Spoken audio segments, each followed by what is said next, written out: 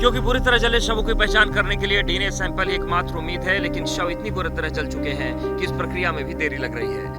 अहमदाबाद के अनिल पटेल पिछले 2 दिनों से इस उम्मीद में हैं कि प्रशासन उन्हें उनके बेटे और बहू का शव सौंपेगा, लेकिन अभी तक पार्थिव शरीर न मिलने से वो बेहद दुखी है। एक भी बचा नहीं है। मैं भी समझ सकता हूँ, पर दर्द होता है। जिसका गया है उसको मालूम पड़ेगा ना।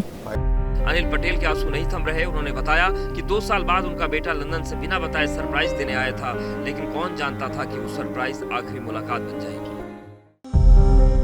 क्योंकि पूरी तरह जले शवों की पहचान करने के लिए डीएनए सैंपल ही एकमात्र उम्मीद है, लेकिन शव इतनी बुरी तरह जल चुके हैं कि इस प्रक्रिया में भी देरी लग रही है।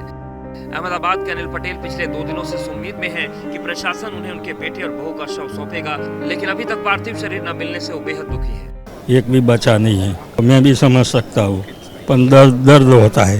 जिसका गया है उसको मालूम पड़ेगा ना। अनिल पटेल के आंसू नहीं थम रहे। उन्होंने बताया कि 2 साल बाद उनका बेटा लंदन से बिना बताए सरप्राइज देने आया था, लेकिन कौन जानता था कि वो सरप्राइज आखिरी मुलाकात बन जाएगी।